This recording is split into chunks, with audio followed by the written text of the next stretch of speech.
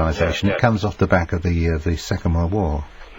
Well, that's what I think, right? Because basically, they passed over to NATO's hands. Because I thought the idea of the NATO was basically any country in this alliance who got attacked, everybody would come, and help out militarily.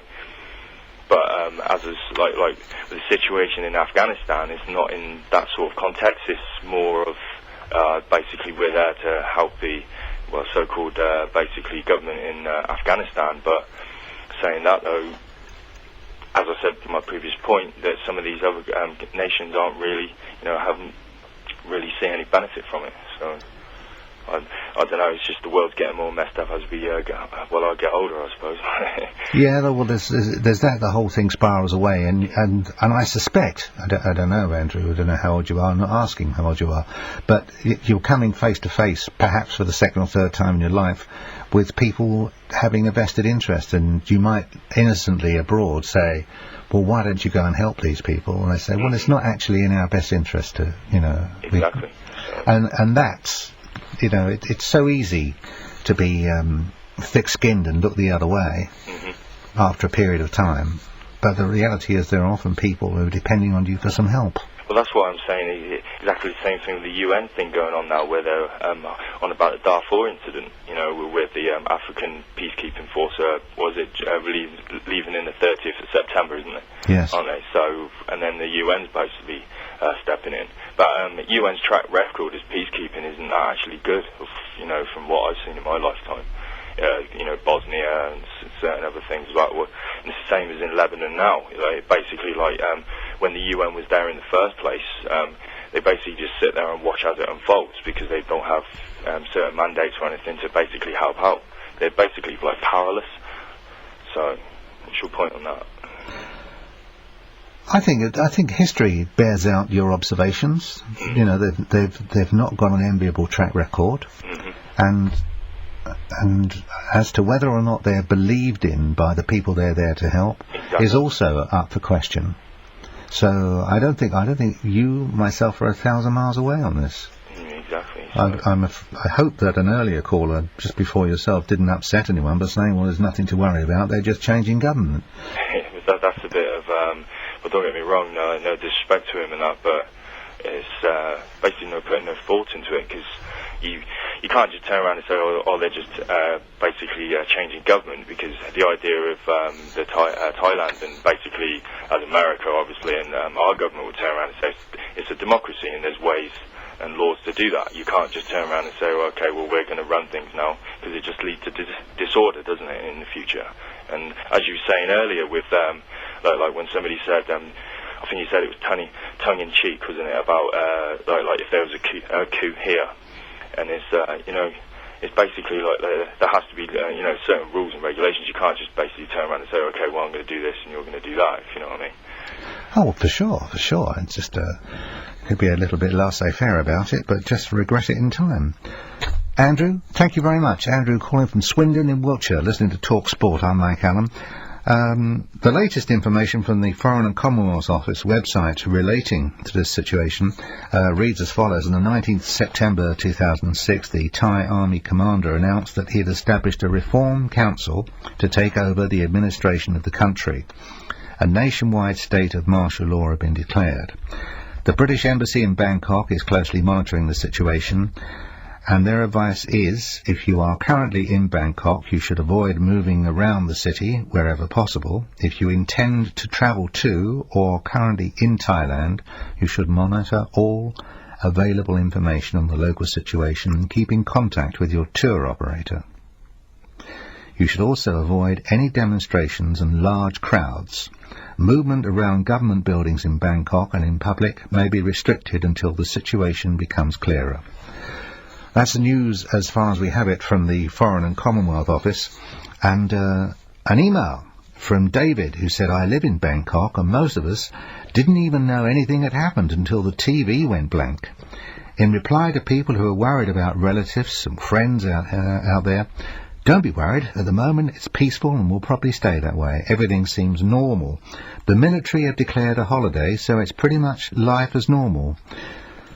That's from David. That's good to hear. That's taken some of the sting out of the situation, but it doesn't get away from the fact we've got 45,000 Brits in the country, and there's been a military coup. We're going to take a short break and be right back with an update. If you'd like to be part of the programme, it's 08704 20 20 20. 08704 20 20 20. On 1089 and 1053 AM and Freeview Channel 723. talkSPORT. It's 8.5 minutes away from 5 o'clock. Good morning. Tanks, as you probably heard earlier, rolled through the streets of Bangkok yesterday as Thailand's army staged a military coup. Rebel generals declared martial law while their armoured vehicles circled government buildings. We just reiterated the advice from the Foreign and Commonwealth Office website. It's www.fco.gov.uk.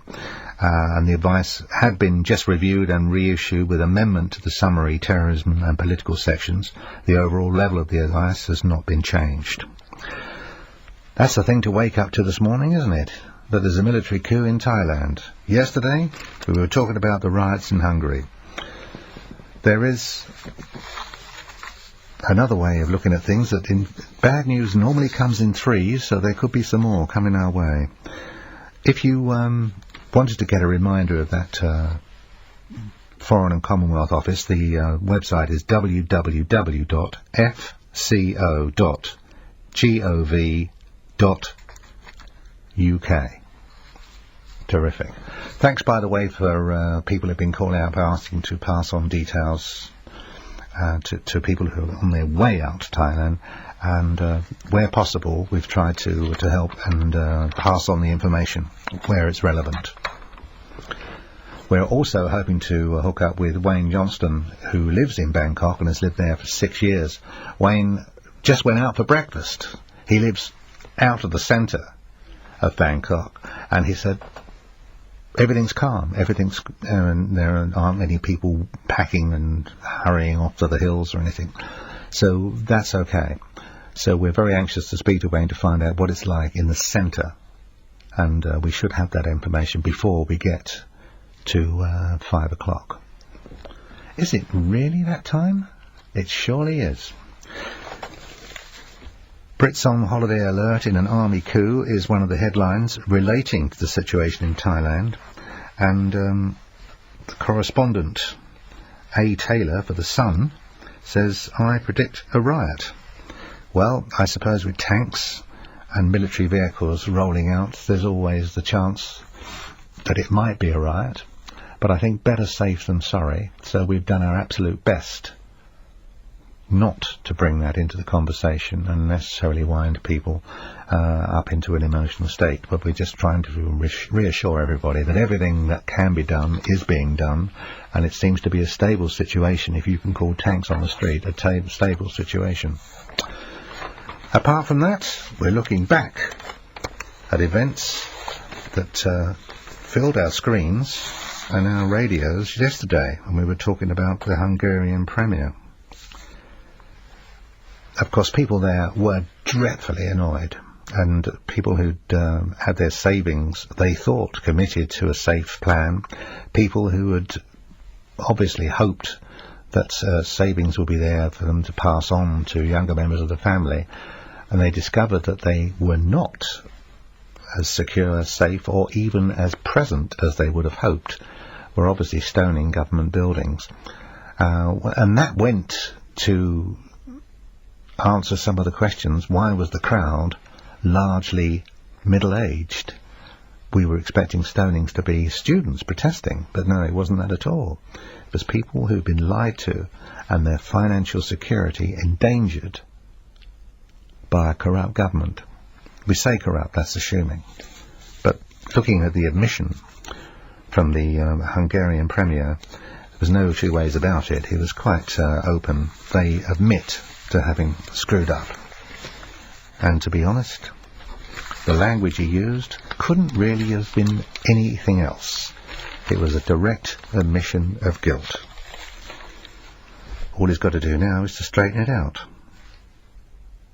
That's going to take more than a few minutes.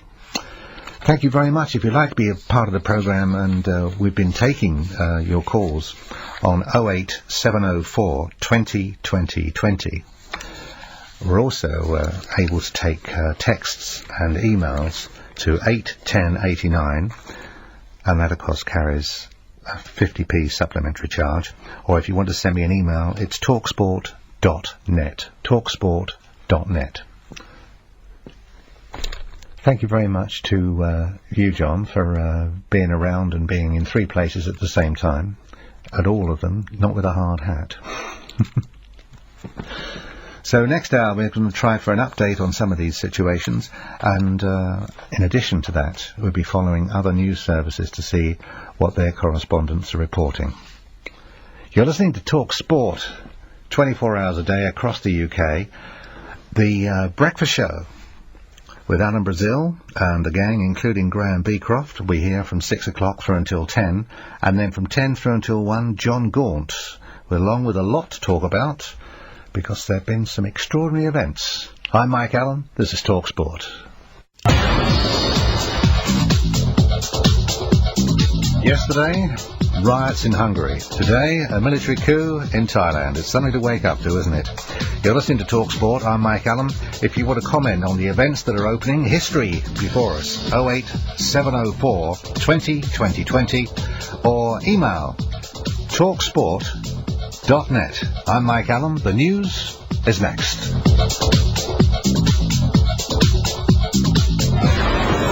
On 1089 and 1053 AM. Like it or not, we live in times of danger. Around the world. The city of London. Around the clock. Yes or no? From the Sky News Centre. Talk Sport on the Hour News. The top stories from the Sky News Centre at 5. On 1089 and 1053 AM. Talk Sport. In 15 minutes' time, Graham Beecroft will be here giving us an update on what's going to be in the sports breakfast. Patricia Hewitt was yesterday accused of delivering a kick in the teeth to health workers as she vowed to press ahead with NHS reforms. The Health Secretary said there'd be no artificial limits to the role of the private sector in the NHS. She hinted there could be more hospital closures with a shift to smaller local units. Ms. Hewitt said the NHS is a 1940s system operating in a 21st century world. Are we privatising the NHS? Never, she said. Are we changing the NHS? Absolutely. Jeff Martin from the campaign group Health Emergency said it's a kick in the teeth. New Labour is on a suicide mission to alienate supporters over the future of the NHS. Very interesting from some of the emails and comments we've had coming in on this issue this morning. Thank you very much for those. People are watching this situation development, in their words. If you've just woken up, we're talking about the news from Bangkok in Thailand, and a military coup has occurred. Whilst you were asleep, a coup has occurred. It seems to be non-violent, but there are 45 Brits in Thailand as I speak, 25,000 on holiday and 20,000 working there. And we're hooking up, hopefully, in the next few minutes with Wayne Johnston, who lives in Bangkok. We spoke to him a short while back, probably about half an hour or so, and he said he's just popping out for some breakfast, because we're looking out of the window from the apartment that he lives in there. He has lived there for 6 years. Doesn't seem to be any reason to worry at all. But then the coup is taking part in the central part of Bangkok, which is, of course, directly opposed to where he lives. So there'll be more details on that as that opens up. If you'd like to be part of the programme this morning, it's 08704 20 20 20. 08704 20 20 20. Or email talksport.net. In other news, well, it's been an interesting development in one way or the other. We were reading some reports on health warnings over children, and in other words, people from 12 years of age and lower, and the use of mobile phones. Now, you can recall, as probably we all can, the huge assurances we were given that there's no reason to worry. Mobile phones, perfectly all right. And we said, well, what about, giving them to 11 and 12-year-olds so that we can keep in touch with them? Oh, yes, that'll be fine. Now there's a new warning on the danger of mobiles, and the final irony of this warning was, use a landline wherever possible, and if you must use your mobile phone, send a text. Maybe you, like me, like others who've been in touch with the programme this morning, are just less than impressed by such a sloppy attitude. Or maybe it isn't. Maybe they genuinely were at the top of their game when they said to us a short while back, no reason to worry at all. Maybe all that we've done in recent times is discover the restriction in medical awareness of what a mobile phone can do. So I suppose this question is going to be raised by people concerned not just for children, but for themselves. And asking the question, so what is it doing to me? How safe is it making a call for an hour on a mobile phone? And the answer is probably not too good at all. So until we have a definite on it, my best advice to you, for what it's worth, is try not to use it at all. And if you must walk around with it, then turn it off. You then reach the stage, of course, and you say, well, is it worth it at all? Well, it's probably a little bit of Star Trek technology, and we all wanted to say at one time or another, beam me up, Scotty. Perhaps the best example of that was a guy who was pulled into court, and he was in the dock, and the judge said, what have you got to say yourself? And he took out a packet of cigarettes and just flicked the lid open and said, beam me up, Scotty. I think it went down quite well at the time, but maybe it loses something, or perhaps it gains something in the telling. If you've just woken up, good morning. This is talkSPORT. It's 10 minutes after 5 o'clock. I'm Mike Allen. Alan Brazil's Sport Breakfast will be here at 6 o'clock, and Graham Beecroft will be here before then, and the next 10 minutes to tell us more about it. We're hoping to hook up with our contact in Thailand, and we're not, so far, not having any luck. Is this because of the phone, John, or is this because he's not around to pick up? Combination of both. He's not picking up. He's not picking up, but it could be a phone situation. It's not the greatest phone system in Bangkok. Right. Okay. And I don't speak Thai. No. We've not really got time for you to learn. No. Okay. In the press, you'll find coverage of events that have occurred over the weekend. And the Liar PM in Hungary has a lot to answer for and is looking back at the ramifications of lying about the economy. I think, what was that expression he used? He admitted to lying morning, evening and night. Morning, evening and night over the nation's economy.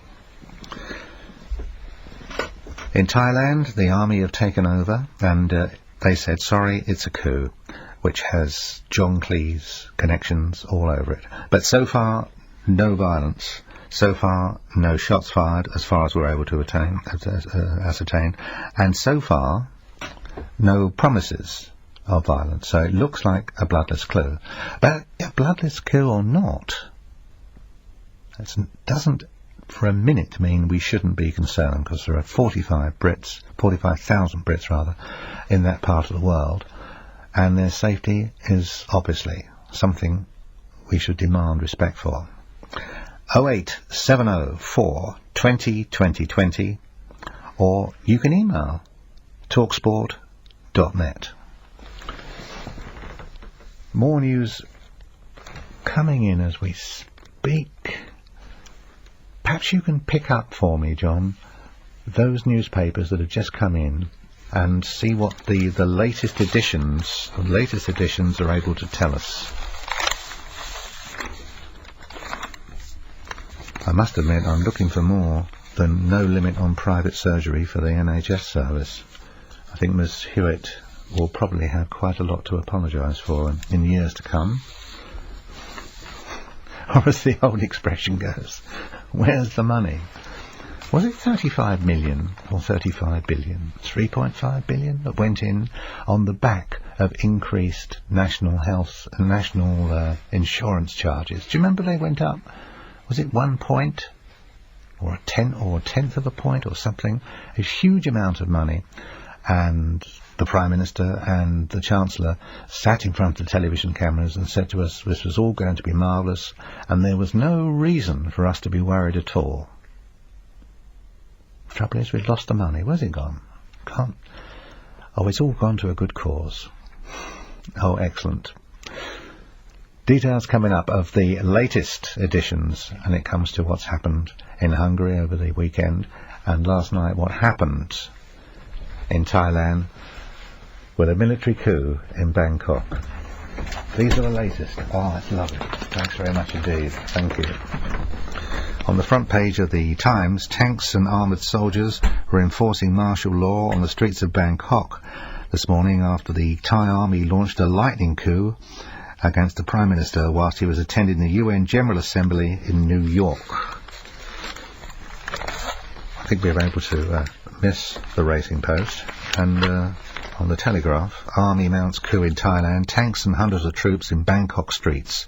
Billionaire Prime Minister is overthrown. Thailand's army commanders sent tanks and hundreds of soldiers onto the streets to seize power last night, saying he was acting on behalf of the revered king.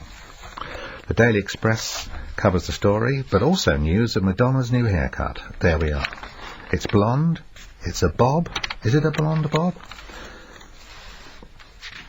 Looks like it needs a drop of conditioner on it. The Daily Mail covers the story. Try to move these papers as silently as possible, because I have heard from people who said hearing papers rustle as I lie awake in the early morning can be a little irritating.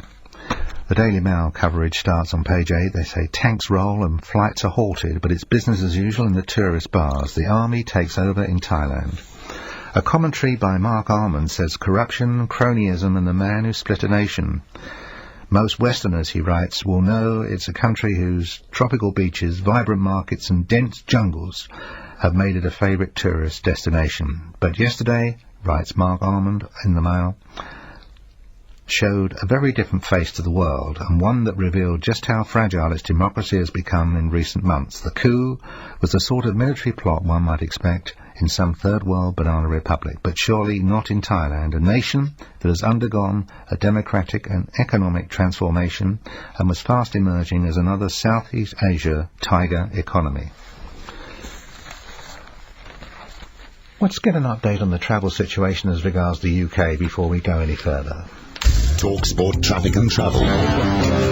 Good morning, Russell. What's happening? Morning, Mike. Well, not a huge amount, actually, although there is a nasty accident in North Yorkshire. It's on the A64 in York. The road is closed westbound between the Hopgrove roundabout, which is where it meets the A1237, and the junction with the A166, which is the Grimston Bar interchange. As I say, it's closed off westbound. It's quite a serious accident, so it could be ongoing for quite some time, so delays around York as a result of that, expected later anyway. And on the trains, once again today, I don't know why it's taking them so long to sort this out. A signalling problem at Portsmouth Harbour means that for several days now there's basically some problems with trains running between Portsmouth Harbour and Portsmouth and Southsea, so they're running with a disrupted service.